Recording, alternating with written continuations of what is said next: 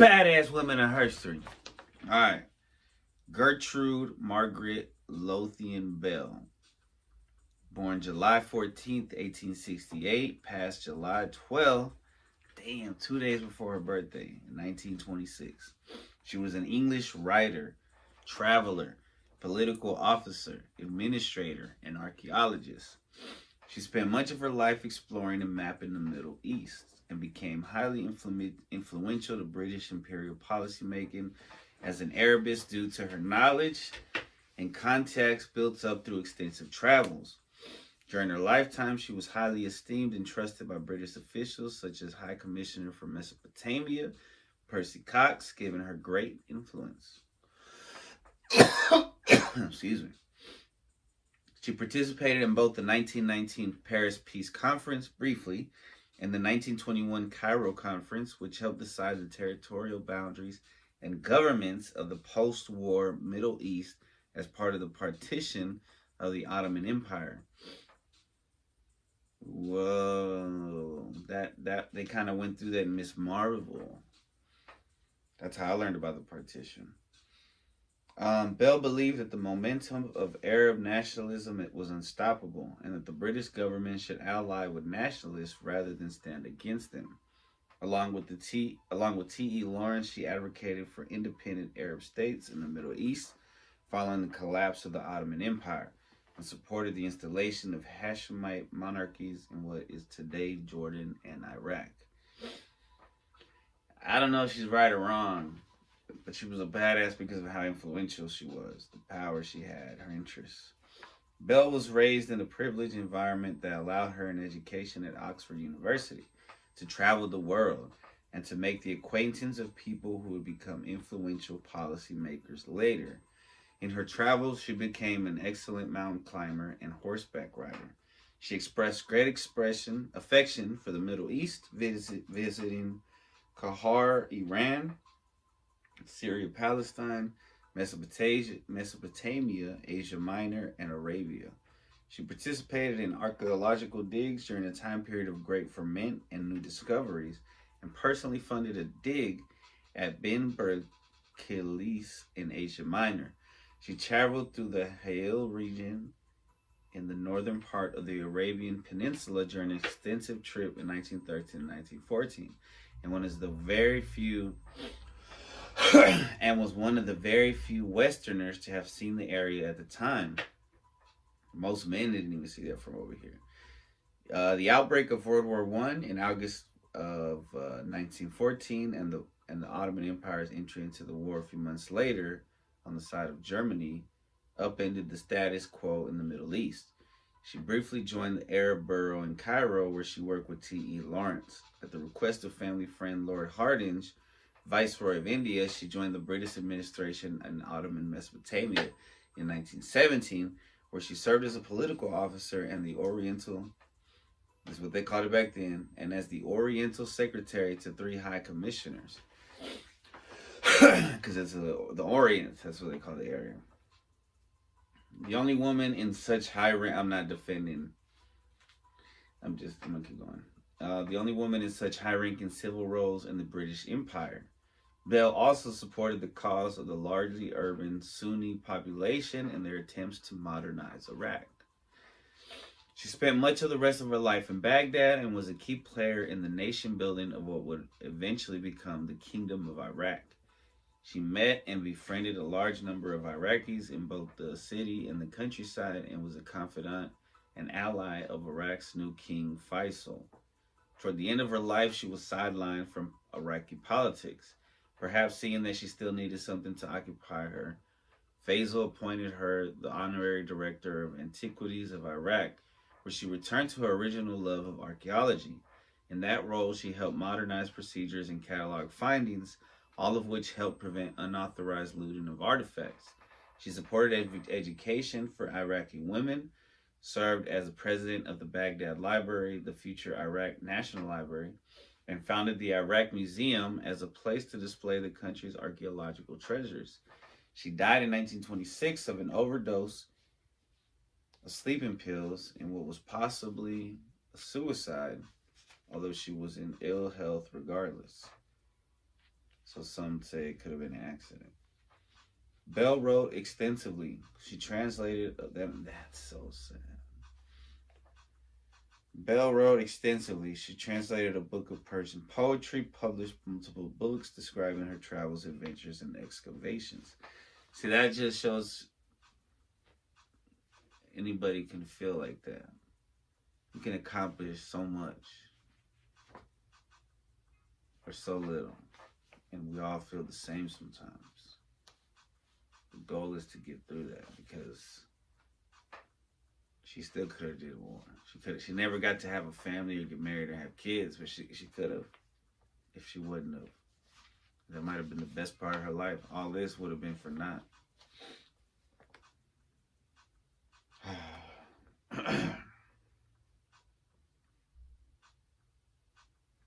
Let's see.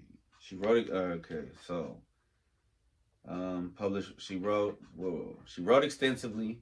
She translated a book of Persian poetry, published multiple books describing her travels, adventures, and excavations, and sent a steady stream of letters back to England during World War One that influenced government thinking in an era where few English people were familiar with the contemporary Middle East.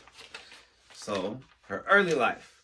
Gertrude Bell was born, as we said earlier, July 14th, 1868, in Washington New Hall, now known as Dame Margaret Hall, in Washington County, Durham, England. Her family was wealthy, which enabled both her higher education and her travels. Her grandfather was the Iron Master Sir Isaac Lothian Bell, an industrialist and a Liberal member of Parliament between 1875 and 1880. Mary Nae Shield Bell, the daughter of John Shield of Newcastle on Tyne, and Gertrude's mother, died in 1871 while giving birth to a son, Maurice Bell, later the third baronet.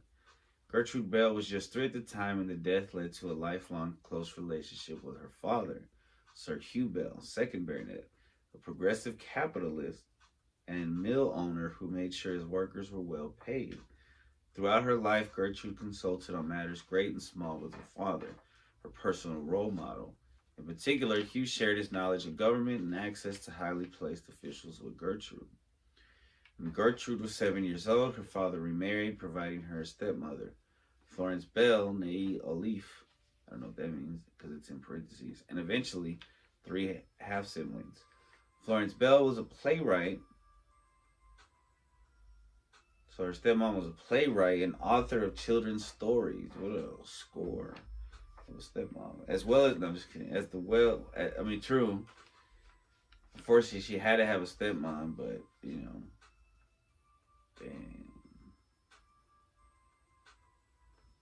I don't know if the son survived.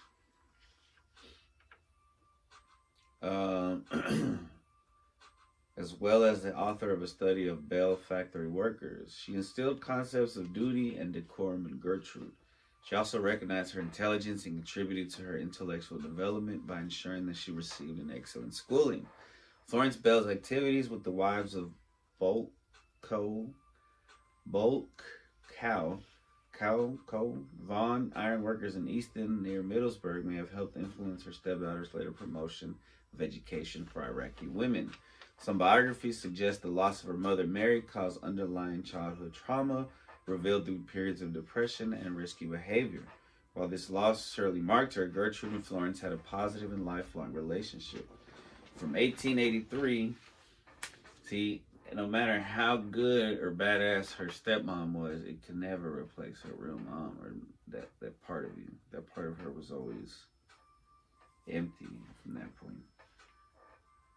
From 1883 to 1886, Gertrude Bell attended Queen's College in London, a prestigious school for girls. At the age of 17, she then studied at Lady Margaret Hall, Oxford University. History was one of the few subjects women were allowed to study due to many restrictions imposed on them at the time. She specialized in modern history, and she was the first woman to graduate in modern history at Oxford with the first-class honors degree, a feat she achieved in only 2 years. 11 people graduated that year. 9 were recorded because they were men, and the other 2 were Bell and Alice Greenwood. However, the 2 women were not awarded academic degrees. It was not until 1920 that Oxford treated women equally with men in this respect. Personal life. Bell never married or had children. After graduating from Oxford, she spent 2.5 years from 1890 to 1892 attending the London social rounds of balls and banquets where eligible young men and women paired off but failed to find a match. After arriving in Persia in 1892, she courted Henry Cadogan, a mid-ranking British diplomat in Tehran, but was refused permission to marry him after her father discovered that Cadogan was deeply in debt and not her social equal. Cadogan died in 1893. Whoa. Bell received the news via telegram. She befriended British colonial administrator Sir Frank Swettenham on a visit to Singapore with her brother Hugo in 1903 and maintained a correspondence with him until 1909. She had a brief but passionate affair with Swettenham following his retirement to England in 1904. She had an consummated affair with Major Charles Doughty Wiley, a married man with whom she exchanged love. This is not really our business, but it's kind of juicy. With whom she exchanged love letters from 1913 to 1915. Doughty Wiley died in April 1915 during the Gallipoli campaign, a loss which devastated Bell. So every dude that she liked kept dying. Travels and writings. Bell's uncle, Sir Frank Lascelles, was a British minister similar to ambassador at Tehran, Persia. Bell traveled to Persia to visit him, arriving in May of 1892. She stayed for around 6 months and loved the experience. She called Persia paradise in a letter home. She described her experiences in her book, Persian Pictures, which was published in 1894.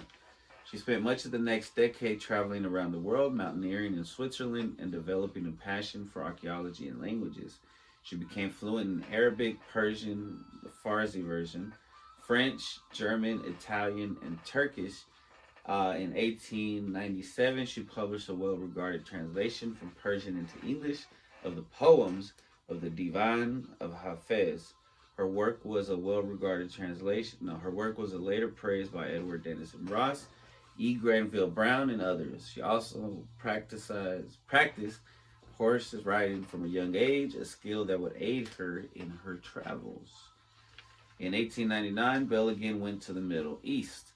She visited Palestine and Syria that year, and in 1900, on a trip from Jerusalem to Damascus, she became acquainted with the Druze living in Jabal al-Druze.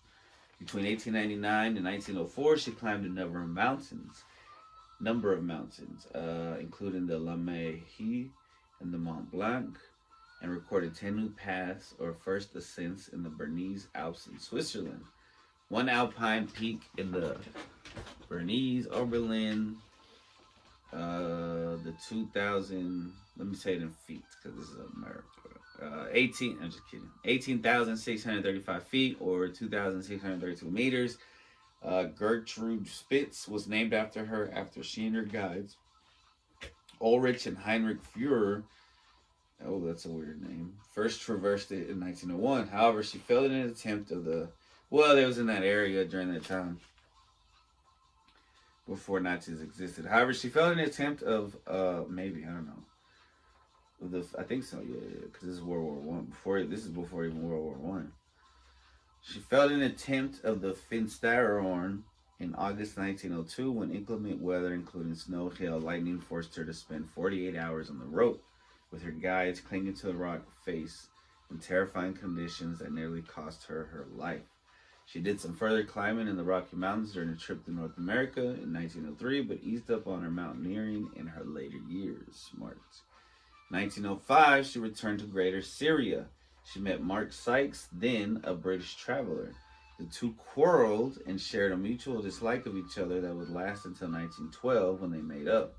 She concluded her trip visiting archaeological sites in Asia Minor and visiting Constantinople. She published her observations of the Middle East in the 1907 book Syria, the Desert and the Sown. In it, she vividly described, photographed, and detailed her trip to Greater Syria, including Damascus, Jerusalem, Beirut, Antioch, Alexandria, and the lands of the Druze and the Bedouin. The Desert and the Sown was well received in the Western world. The book received positive reviews and was a success. A notable epithet of Bell's came from her trip to Syria, where one particular compliment from a Bani Sakur tribesman she recorded became part of her later public image. Mashallah, bint Arab. Literally, it meant, as God wills it, a daughter of the Arabs. But she translated as being called a daughter of the desert. In March 1907, Bell journeyed back to Asia Minor, Anatolia, and began to work with Sir William M. Ramsay, an archaeologist and New Testament scholar. The pair and their staff performed excavations of destroyed buildings and churches that dated from the Byzantine era in Benberkilis, which she funded and planned. The results were chronicled in the book 1001 Churches. In January of 1909, Bell left for Mesopotamia. She visited the Hittite city of Carchemish, photographed the relief carvings in Halmata Cave, mapped and described the ruin of Uqadir, and traveled on to Babylon and Najaf. In Carchemish, she consulted with the two archaeologists, with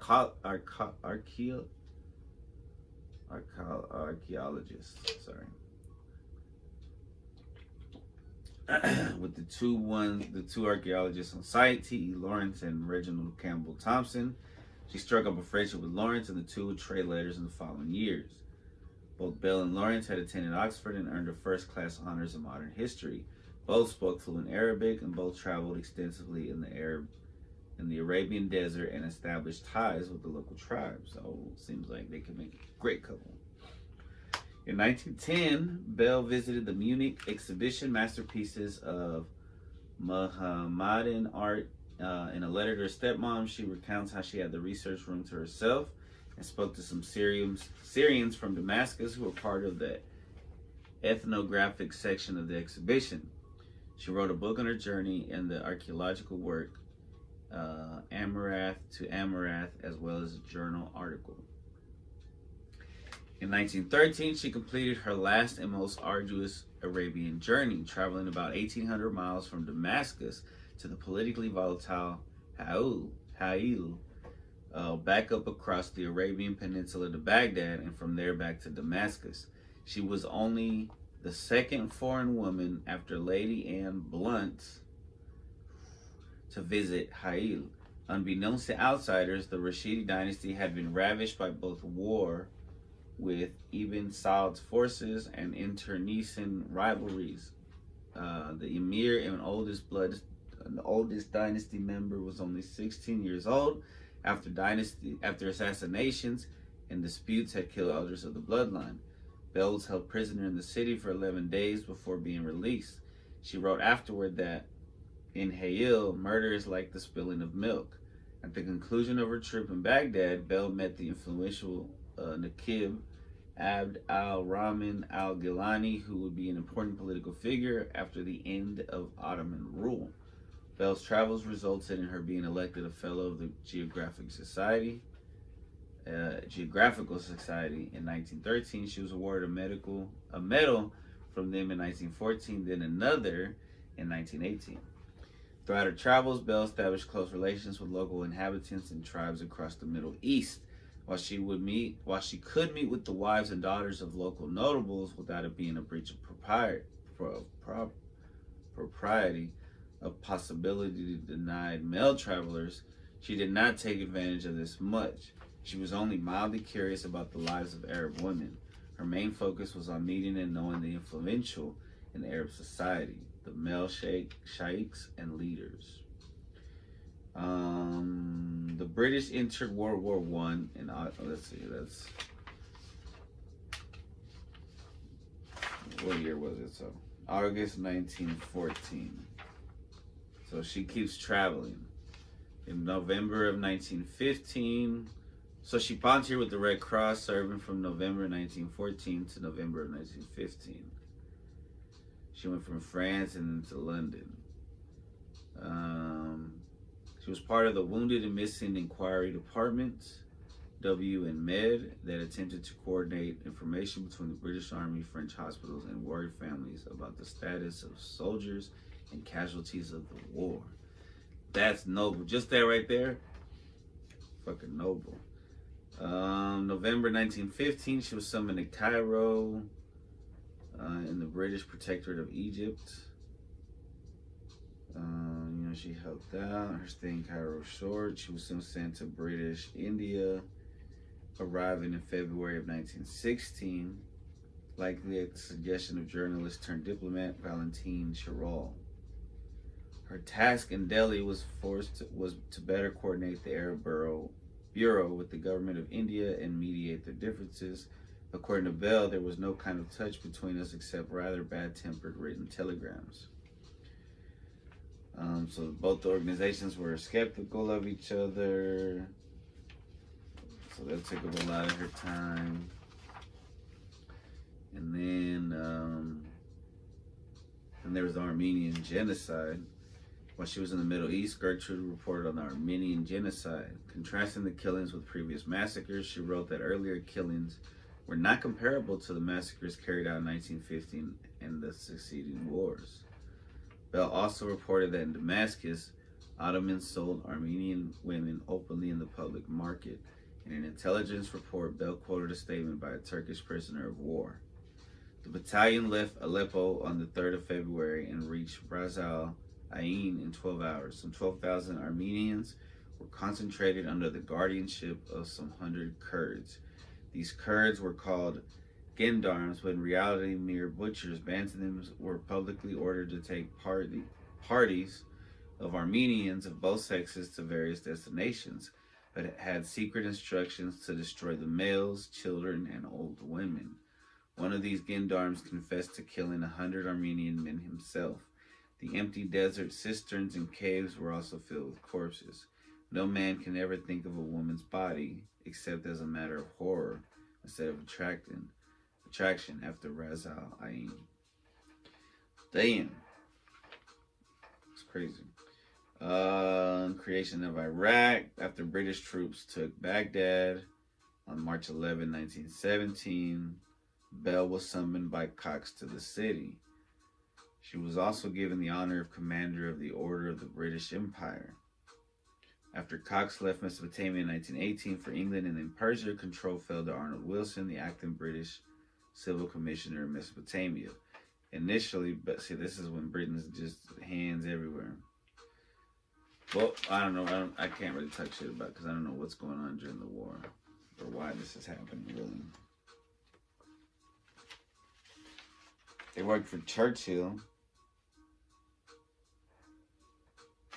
That's interesting. She did a lot.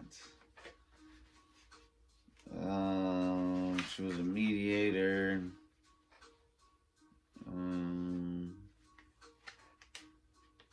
I thought this was cool. Bell did not find working with the new king to be easy. I guess there was a king wherever they wanted, somewhere. I think it was Iraq, but I'm not sure.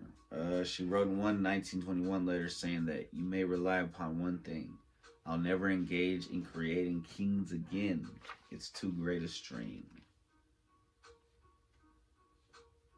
Final years. She had recurrent bronchitis attacks brought on by years of heavy cigarette smoking.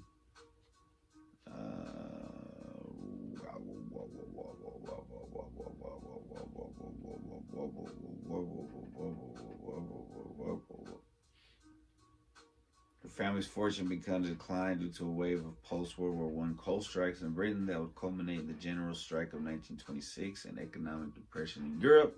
The Bells began preparation to move out of their expensive mansion at Rounton to reduce costs. She returned to Baghdad and soon developed pleurisy. While she recovered, she heard that her younger half-brother Hugo had died of typhoid.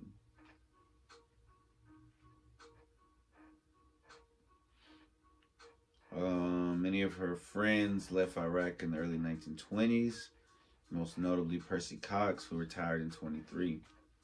In late 22, she struck up a lasting friendship with Kinahan Cornwallis, a fellow British advisor in Iraq. She signaled an openness to a romantic involvement to the much younger Cornwallis, but was rejected, and their relationship stayed professional friendship. Bell suffered psychologically from 1923 to 1926. and may have been depressed. The new high, of course she was. You travel the world and then still feel alone. Like she's probably never processed losing her mom.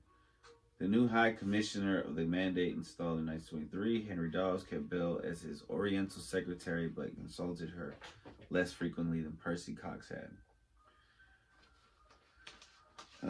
She ended up being sidelined, pushed to the side, as they do in these kind of stories.